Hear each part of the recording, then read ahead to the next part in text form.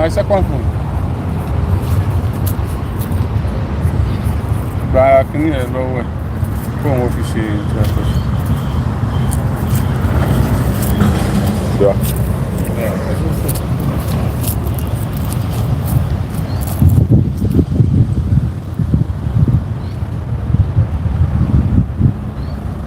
Ìbádàpọ̀ àwọn tá a jọ ń ṣe ètò yìí lọ́wọ́ ṣùgbọ́n ẹrù ń bà wọ́n lè má fẹ́ kí n dákọ̀ àwọn.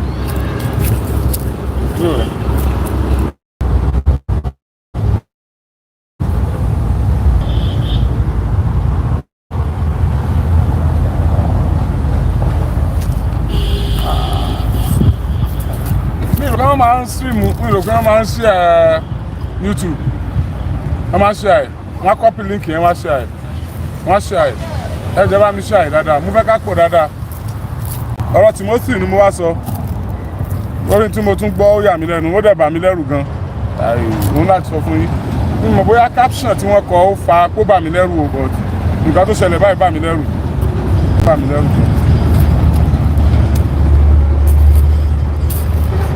Ẹ bá mi share dáadáa tó wà súnmọ́ mi díẹ̀ sí.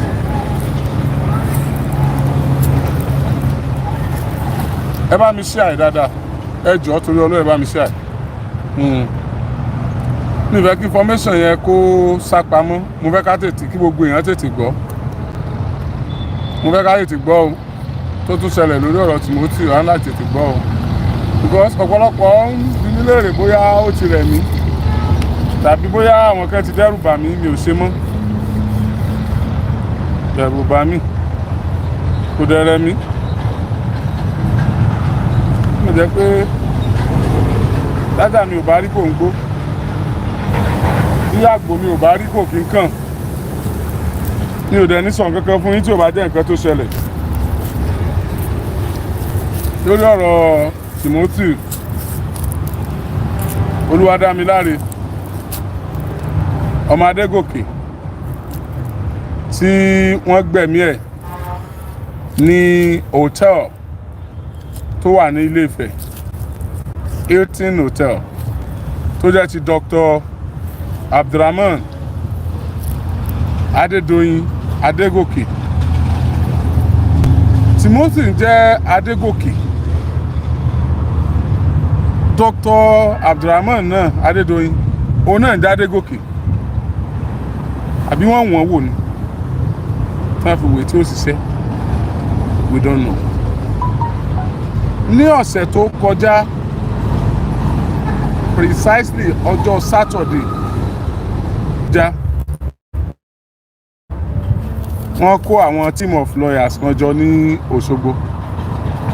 wọ́n dẹ̀ lọ petition Nigerian Police Force wọ́n gbé ẹjọ́ yẹn lọ sílé ẹjọ́ wípé kí wọ́n ilé ẹjọ́ gíga. Ìbéèrè àkọ́kọ́ ni pé why only Adédoyin? Adédoyin nìkan lọ́lọ́pàá mú. Adédoyin nìkan ni wọ́n fẹ̀sùn kàn. Ó dá ìwádìí tí wọ́n ń ṣe lórí ta ló pa Timothy tó fa mímú Adédoyin sáà ti rí ẹ̀rí kankan gbámú sáà ti rí nǹkan kan. Ṣùgbọ́n pẹ̀sẹ̀ tí ó pè kẹ́ni tí ó pẹjọ́ máa pẹjọ́. Gbogbo wa ẹjọ́ wọn pẹjọ́ là ń gbọ́. Adájọ́ yẹn ṣe dáadáa ni là ń gbọ́ inú wa ń dùn. Ṣùgbọ́n kí ló wà behind ẹjọ́? Kí ni Gmix tó wà behind ẹjọ́ tí wọ́n pè? Kí ni tí wọ́n fẹ́ gbà níbi ẹjọ́ tí wọ́n pè? Gbogbo wa ọ̀pọ̀lọpọ̀ nínú wa àmọ́ but èmi mọ̀ ìtọ́ wà ní ẹjọ́ tí wọ́n pè mo dẹ̀ fẹ́ ká sọ kájọ mọ́ lẹ́nu. Number one, ìjẹ́ àfúrá pé ẹjọ́ tí wọ́n pè yìí wọ́n ní Adédoyin ó ní high blood pressure. Èmi náà dẹ̀ tí mo wá fún yín pé Adédoyin ó storm ní police station ní Òṣogbo. Bá Adédoyin ti storm yẹn bó ṣe slump yẹn bá Adédoyin ṣe slump ní police station l'Óṣogbo yẹn ṣé gbogbo alágbà pé lóòótọ́ la Adédoyin slump? Ṣé gbogbo alágbà mi ò ní àlàáfíà tó dáa? So láti support claim yẹn mo ń láti alẹ́ àwọn sọ pé láì support claim pé ara yín ò yá yẹn ẹ try láti dákú o ẹ ṣe bíi pé ẹ fẹ́ kú o kí wọ́n gbé yín lọ police station kí wọ́n gbé yín lọ sí hospital so rẹ́kọ̀dù ó wà nílẹ̀ àárín kan proof ẹ̀ tá a bá délé ẹjọ́ pé ẹ ti dákú wọ́n sì dákú lóòótọ́ wọ́n dẹ̀ kọ́ rọ́ọ̀ṣù wọn lọ sí hospital kan wọ́n tún gbé wọn wá police clinic wọ́n tó wá gbé wọn láti ibẹ̀ lọ Àbújá wọ́n dẹ̀ fáìlì kéèsì yẹn ó come up láàárọ̀ àná lóòótọ́ adájọ́ sì gbọ́ ṣùgbọ́n ìbéèrè tí mò ń béèrè bẹ́ẹ̀ tẹ́lẹ̀ kájọ bíra wá ń bẹ̀ ni pé Adédoyin ní high blood pressure Adédoyin ní diabetics tẹ́lẹ̀tẹ́lẹ̀ diabetics àìsàn olówó ni high blood pressure àìsàn tó bá ní àṣírí tú mọ́ kẹ́ran gbogbo orúkọ tẹ́ ti ń sọ yìí ọkùnrin Oríyọmí yìí tiẹ̀ tí á dì pẹ̀lú mi àbí kí wọ́n gba kọ́ kí Abdulrahim Adédoyin kọ́ sọ pé excuse me sir daddy gbogbo ògbìyànjú wa láti hack account máa yẹn kò possible o high blood pressure ni gbogbo ẹ̀ wọ́n ní wọ́n bọ̀ àgbẹ̀yìn l'Àbújá lọ́la o high blood pressure ni gbogbo owó tí mo ti wá náà bí sẹ́yìn waste ní ìtura ṣẹ̀ṣẹ̀ bẹ̀rẹ̀ àwọn ará Àbújá yẹn wọ́n lè má tún un bá sọ̀rọ̀ wọ́n lè má gba rìbá lọ́wọ́ mi bí mo ṣe gbà lóṣogbo high blood pressure ni gbogbo tí wọ́n béèrè yìí tí n bá rí profile high blood pressure ni ibo ni màá sọ pé CCTV camera wà lóòótọ́ high blood pressure ni tí Abdulrahim ọmọ rẹ tó wá sọ wípé ó sá lọ gan tí wọ́n bá wá mú ṣé wọ́n wàá pa ni lóòótọ́ wọ́n wàá pọ̀ ọmọ rẹ high blood pressure ni ṣé gbogbo ohun tí wàá rí lò nínú ilé mọ́ ìrìn tọ́lá mọ́ ìrìn tọ́lá mọ́ ìrìn lórí fi kankan èyí tí gbèjẹ ní rí gbèjẹ mọ́ èyí tí mo máa rànjú mọ́ láàárọ̀ tó náà rànjú mọ́ mi tó jáde ìrìn latex sí mọ́ high blood pressure ni. Gẹ́tẹ̀ gbogbo àwọn kìíní lè fa high blood pressure lóòótọ́ but àwọn ọmọ kéékèèké tó wà ń bẹ̀ yẹn ń kọ́ irú lady yẹn tí n bá gbàgbé bóyá mo sọ fún yín àbẹ́yìn ò gbọ́ wípé mo ti rí another person tó sun hòtẹ́ẹ̀lì yẹn tó náà sọ pé lady yẹn náà ló ń transfer owó sínú àkáǹtì ẹ̀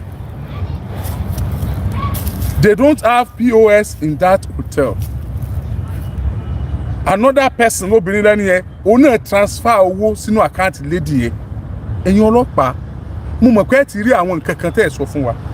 àkáǹtì lady yẹn ẹ ti lọ tú jáde ẹ ti lọ wò pé èèyàn mélòó ló ti sanwó sàkáǹtì lady yẹn o bí Adédoyin ti sanwó sàkáǹtì lady yẹn ẹ tún wá ti trace àwọn yẹn wò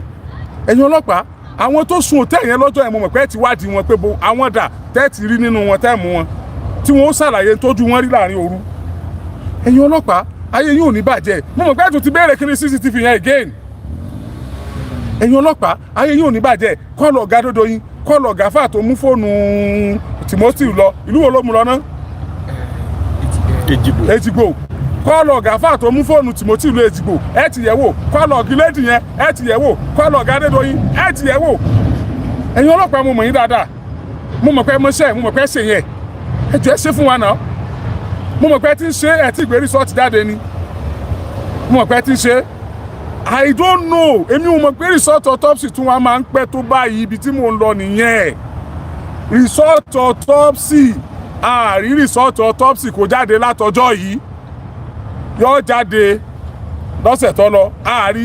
yóò jáde Friday àárí Thursday àárí Saturday àárí Monday àárí Tuesday àárí today is Wednesday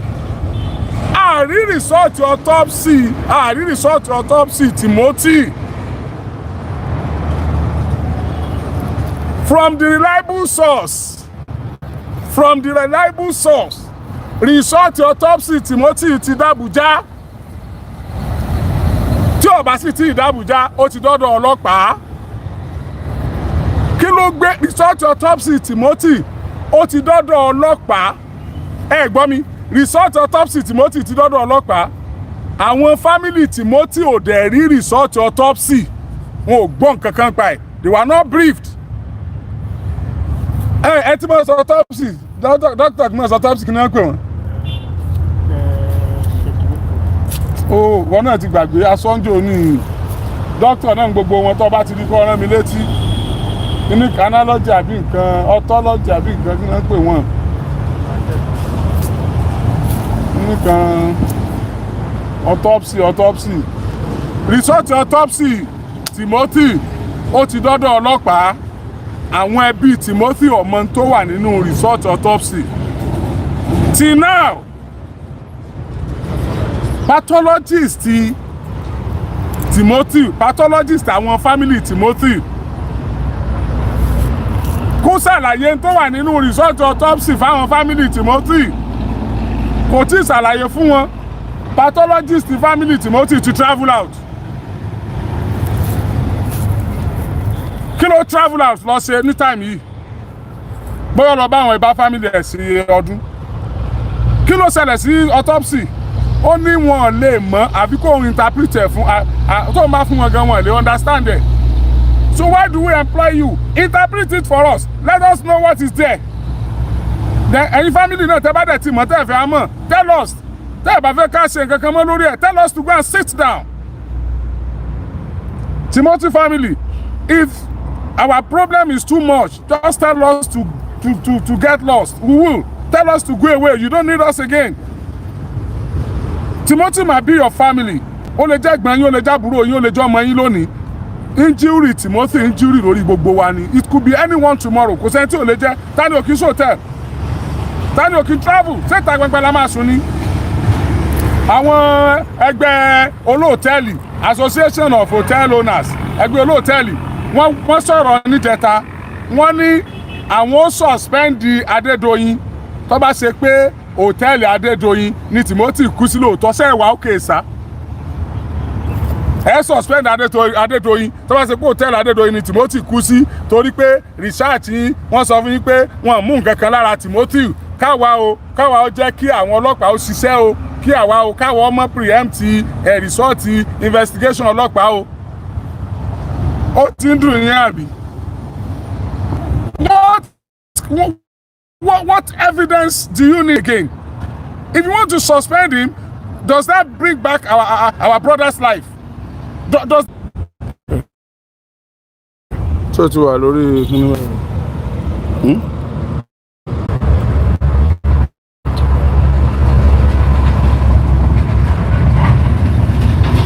ṣé kò ní stop mọ́ bẹ́ẹ̀? Ẹ má bínú àwọn kọ̀ọ̀kan tó ń wọlé ló obstruct show wa so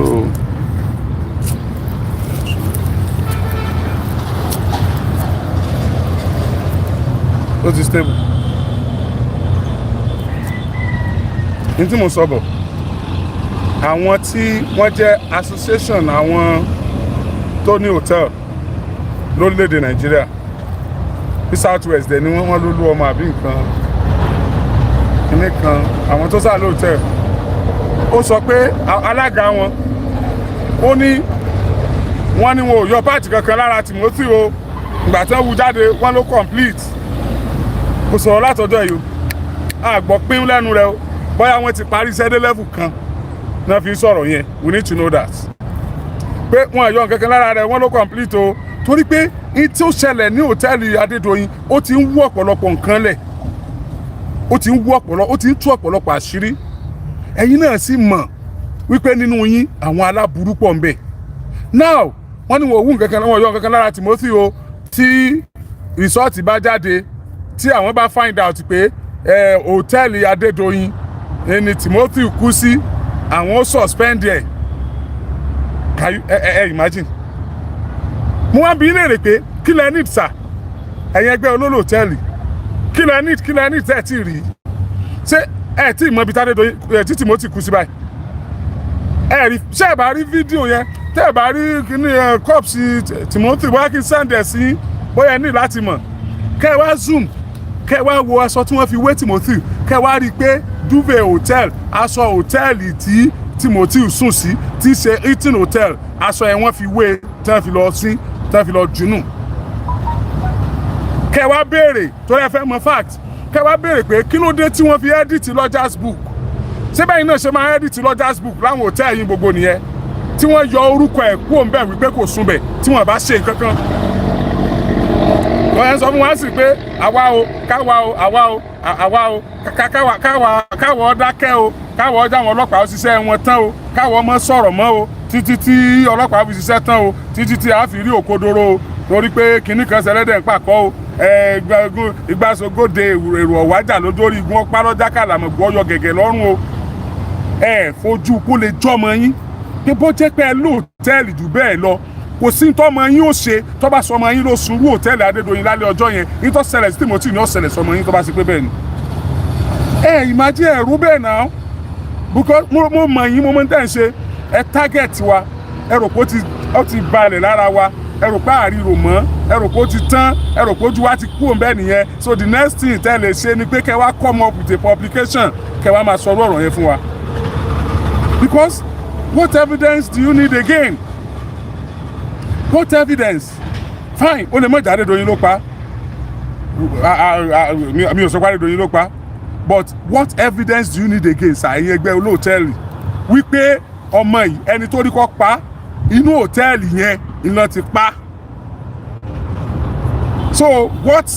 is keeping you from taking the necessary step? Ṣé ká mọ́ fi gígùn lójú kọ́ mọ́ bá tásìrì tiwa náà ni tọ́ra àjọ mọ̀ pé bá a ṣe jọ ń ṣe nìyẹn or what kí lẹ̀ sọ fún wa ń sìn. So mọ̀ pé aṣọ òtẹ́ẹ̀lì náà fi wé tán fi lọ jù síbẹ̀ yẹn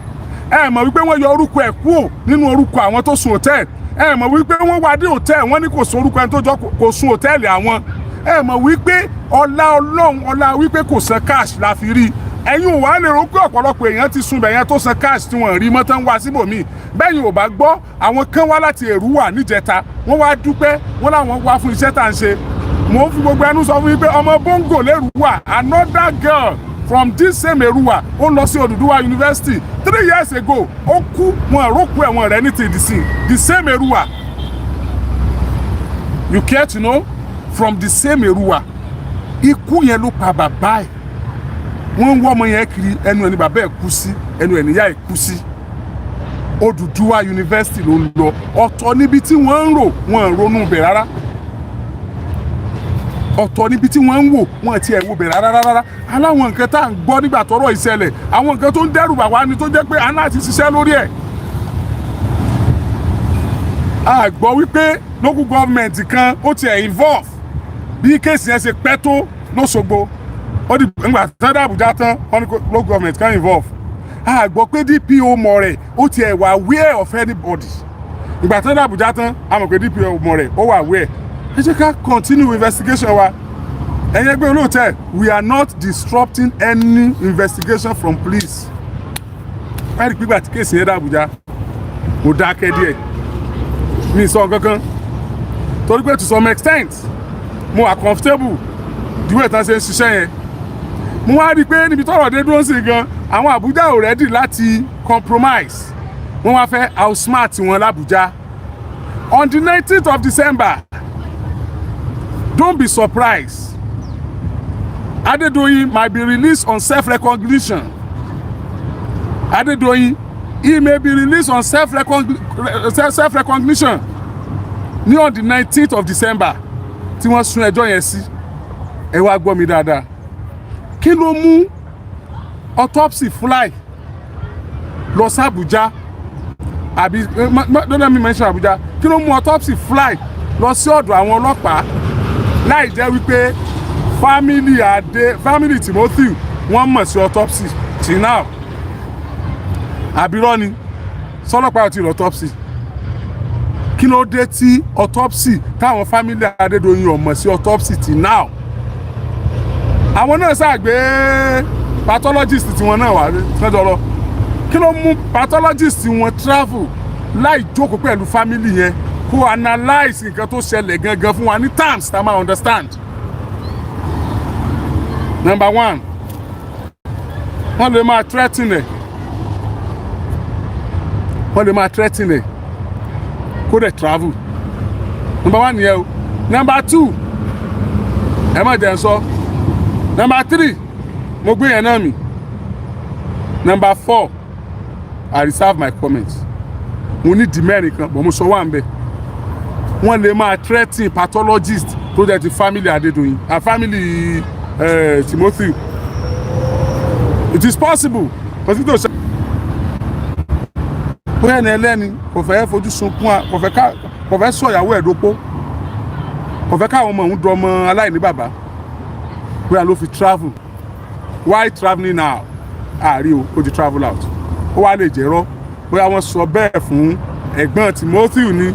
bóyá wọ́n padà come out pé kò travel out mọ́ we care to know now ẹ wá jẹ́ ká assume pé autopsy ti lọ ṣé àní mọ ń tọ́ sọ autopsy sọ rárá ni tó dìgbà tó bá délé ẹjọ́ ká tó mọ ń tọ́ autopsy sọ nínú oògùn t'Adédoyin fẹ́ lò tán fi ló fi máa tọ́jú ara rẹ̀ oògùn ìbílẹ̀ wà ń bẹ ṣé kèsì ẹ̀rọ àwọn tó wà nù ilé lẹ́fẹ́ pè lóògùn diabetes fún wa àbógun hypertension ṣé kèsì ẹ̀rọ àwọn kankan ẹjọ́ tí wọ́n bá lóògùn hypertension tí wọ́n lóògùn diabetes ẹjọ́ ojú oògùn èbó àwọn èèyàn gẹ̀ẹ́tẹ̀ ẹjọ́ ojú oògùn òyìnbó tó wọ́n dà pé ó ti fẹ́ mọ pọ́jọ́ méje báyìí tí wọ́n mú wọn ọmọ náà jẹ́ ẹ̀rọ àwọn tó wà nù ilé kí ló dé tí effort láti rí Abdulrahim tí wọ́n tún pè ní prime suspect tó jọmọ Adédoyin kí ló dé tí effort yẹn tó strong bákanbákan ironically kí ló dé tá a gbọ́ kí ló dé tá a rí kí ló dé tí wọn ò tí ì rí mú kí ló dé tí kò wà well traced mo mọ̀ pé àwọn ọlọ́pàá tó wà ní charge case I know you are working please keep it up but a fẹ́ mọ irúkú tó pa Timothy gangan kátẹ̀ tó lọ ilé ẹjọ́ ká tó sọ pé àṣẹ nǹkan a fẹ́ mọ irúkú tó pa Timothy ṣé kìí ṣe pé torí pé wọ́n ti mọ̀ pé rìsọ́ọ̀tì tí ó jáde ní autopsy yóò burú jáì ni wọ́n fi ń wò pé kí bàbá ó tiẹ̀ kọ́kọ́ kúrò lágọ̀ọ́ ọlọ́pàá náà kó tó di pé rìsọ́ọ̀tì ó wà announced ẹ̀yin ò rò bẹ́ẹ̀ ṣé kìí ṣe pé ikú tó pa Timothy tí wọ́n yóò di mímọ̀ pẹ̀lú autopsy ni wọ́n fi ń wá bí bàbá ó ṣe kúrò lágọ̀ọ́ ọlọ́pàá náà tá a wà á rí ibi tá a lè sáré sí pé ẹ pa mí lé ẹ mọ́ pa mí òde ṣé kìí ṣe pé ara àwọn system láti kúrò lágọ̀ọ́ ọlọ́pàá nìyẹn ọ̀dájọ́ tó dájọ́ lánàá ayé yìí ò ní bàjẹ́ o a dúpẹ́ lọ́wọ́ yín o tẹ́ bá wo gbogbo ọ̀rọ̀ tí mò ń sọ látàárọ̀ kò sí ètà fi sọ pé ilé ẹjọ́ ọ̀dà kò sí ètà fi wọnú ẹjọ́ a kàn ń sọ ohun tó ṣẹlẹ̀ ráǹdì kéèsì ṣùgbọ́n ẹjọ́ tẹ́ ẹ dá ẹ̀yin náà ò ní fojú sunkún ọmọ o ẹ̀yin náà ò ní gbọ́mọ sí o we appreciate you thank you so much kí wọ́n wà ń bẹ̀rùn kí wọ́n máa tọ́jú wọn ó dáa púpọ̀ ẹ̀rù kan bá àwọn èèyàn ní pé on the 19 yẹn àmọ́ tí ó ṣẹlẹ̀ ṣùgbọ́n kó sàtò dìgbà náà kásàtì ẹ̀ ti gbọ́ rìsọ́ọ̀tì autopsy ibi tọ́rọ̀ dé dúró nìyẹn o àwọn fámìlì Adédoyin àmọ́ respect àwọn fámìlì Timothy àmọ́ respect wọn kán fún wa ní kán tún pé pathologist wọn níbi tán travel lọ kí wọ́n send result wa wọ́n lè send voice note níbi tẹ́ ìgbà tẹ́ ti travel débi tẹ́ lọ́hùn gbogbo tí ń bà yín lẹ́rù ń bì ọyẹ ẹ mọ̀ sọ́ ń bí ẹ wa ẹ mọ̀ sọ kẹ́kúkú ṣèjọba lẹ́sẹ̀ àwọn tẹ́lẹ̀ mọ́ wá yín kí fi kú wá yín kí ń bì ẹ sáà ti débi ẹ lọ ẹ sọ result fún wa ń bẹ̀ yẹn I appreciate yín mo rò pé ọgbọ́n pé kẹ́ni ọlọ kó lè rí result sọ òun náà làwọn family dá torí pé kò lè sọ kò tó bẹ́ẹ̀ kọ́ sọ ń bì nítorí tójú rẹ̀ rí níbi tẹ́ wá wà yẹn ẹ sọ result ẹ sọ ẹ jẹ́ kọ́ ọmọ Nàìjíríà gbọ́ à ń retí o torí pé kéèsì Timothy kìí ṣe kéèsì Èrúwà kìí ṣe kéèsì ẹbí ẹ̀ kéèsì gbogbo Nàìjíríà kéèsì gbogbo àgbáyé ni a fẹ́ mọ̀kú tó pa Timothy sóòtẹ́ẹ̀lì Adédoyin ẹ ṣeun tó bá tún ṣe jẹ́ bàbá ṣe rí result mo tún padà bọ̀ thank you.